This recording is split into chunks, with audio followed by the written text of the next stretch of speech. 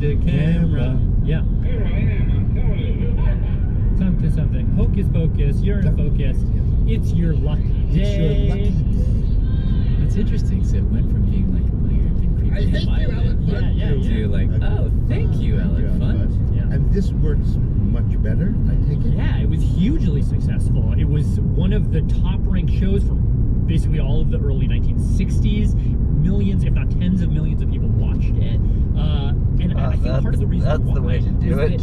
Without that sort of meanness, they'd let out the meanness, and people could now sort of freely see it as it's what the it least really scenic was. part Sort of these the kind of little ride. peepholes into human nature. Like, the first one I ever saw was the elevator sketch. Do you know the elevator sketch? No, Dad, walk me through it. Oh, the elevator sketch.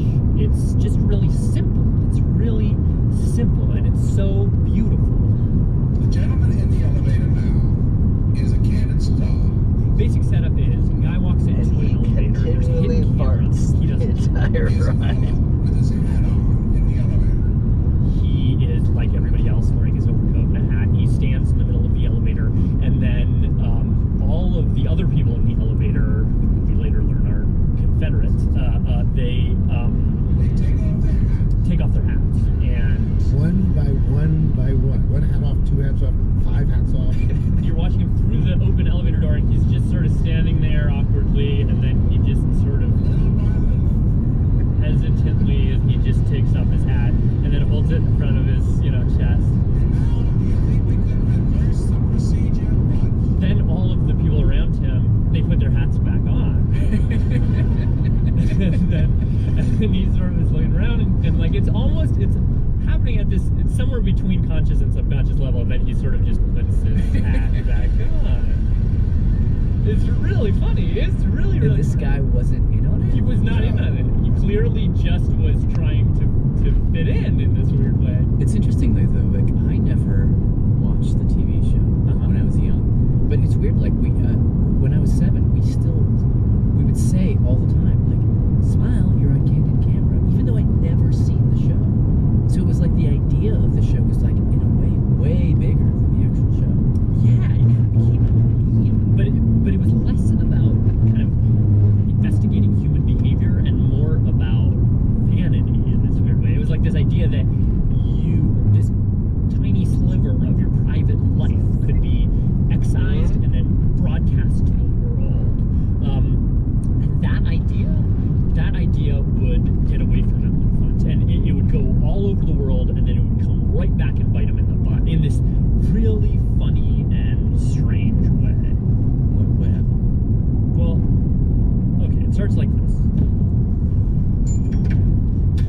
Hi, how are you? We'll start the story with this one. Oh, we on now? Marilyn Fudd. The ex-wife of Alan Fudd, and we're on the. Do you want me to start when we're on the plane? Okay. So it's February 3rd, 1969. New York Airport. That's Marilyn Fudd's daughter, Alan Fudd's daughter, Juliet Fudd. My mom, my dad, my baby brother, and I are on a flight. Straight flight to Miami. And I'm about 1.5, so I don't have any personal recollection of it. But she says she knows this story because it's like family lore. So, We were in first class, and we're on the flight. a largely uneventful flight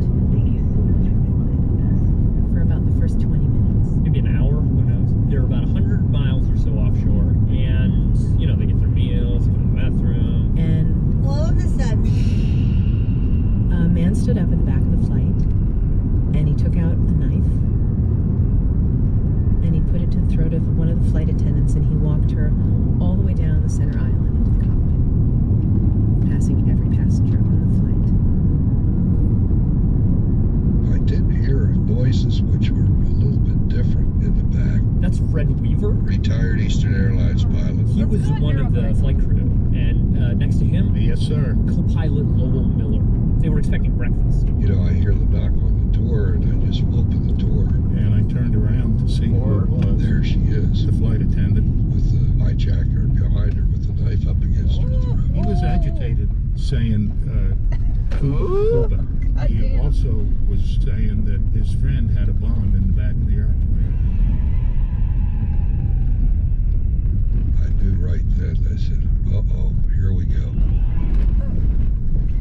stewardess was walking around talking with all the passengers, asking them if anybody knew how to speak Spanish. That's Jim Zack. He was back in coach. He was 11 years old at the time. I didn't think much of it until the announcement came on the loudspeaker. The pilot gets on and says, Ladies and gentlemen. Ladies and gentlemen, we have some gentlemen up here that want to go to Cuba, so we're going to Havana.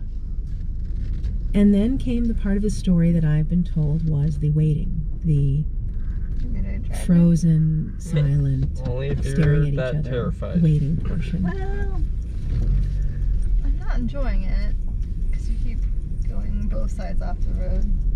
But then this one woman A few rows away. began to recognize my father. You relax a little more. And she began to look back And you're and like forth to on- her you're folks off the and road point a right little now. bit, and there You're was a in that. slow building of her certainty.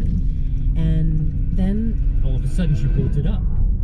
and said, Wait a second. "We are not being hijacked. It's a candid camera stunt." I'm quoting him. The plane went absolutely crazy.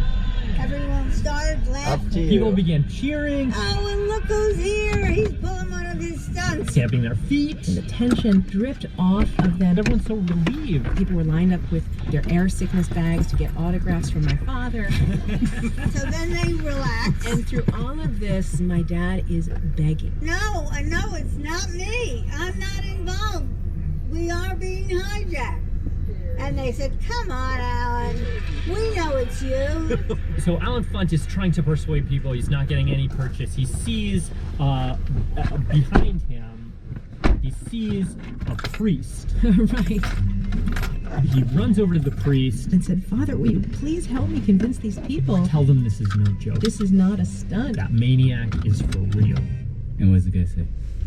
You can't get me, Alan Funt." Oh no, you don't. Are we supposed to see a guy with a cleric with a little collar and everything? Oh no, you don't have it.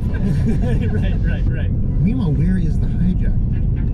Terrifying people up in the cockpit. Oh, we've been sleeping. There's he springtime, I stayed guess. in the cockpit. But eventually, at some point, he hears this kind of commotion from first class, And so he does open the door. and he pokes his head out. And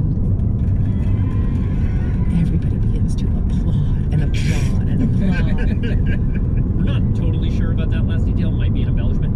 But what seems clear is that around this time, Alan Funt is starting to feel kind of trapped. He'd been so successful at bugging the backstage, at mussing up the line between private, public, and real life and showbiz that he couldn't, when he needed to, he couldn't reassert that clear line. I was worried that he was going to come up with some idea to try to mitigate the situation and deal with it. Actually, what she says ended up happening was he got so frustrated that he decided to just deal with the hijackers himself. Yes. So he starts formulating a plan. To grab the guy and knock him to the floor, and my mother saying, Don't you do anything. "You idiot, I have 2 babies on this plane. Leave it alone. Sit down." Oh, so he's going to be like Zorro. Yes. Apparently the flight attendants had to tell him to sit down. Like, what happens now? Well, you took it to the point where now the plane is landing in what I In guess Cuba. the people in the plane think is Florida.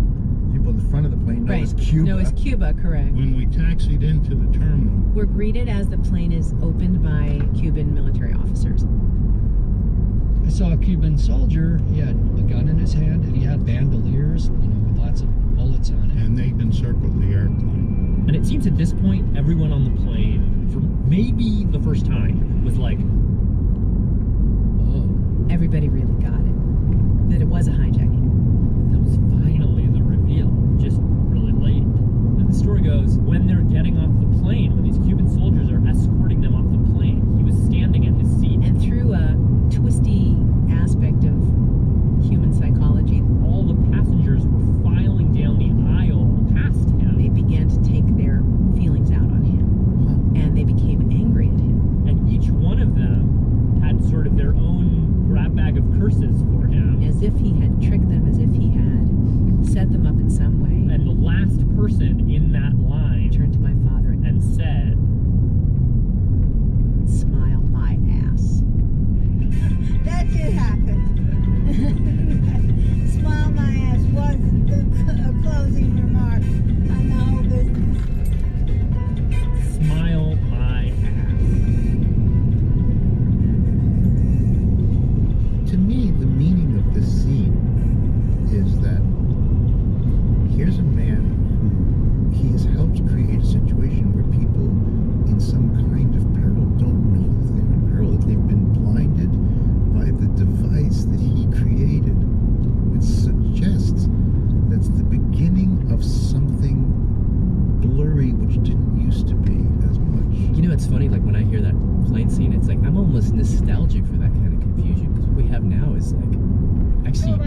confusing, I think. What? Yeah, because we Who all am have I? these cameras, so we're always taking these candid pictures of ourselves. But like, obviously, in theory, they're candid, but they're not really candid because we've taken like 4 of trick them, question. and when we choose, we put a filter on. And I think it's interesting now.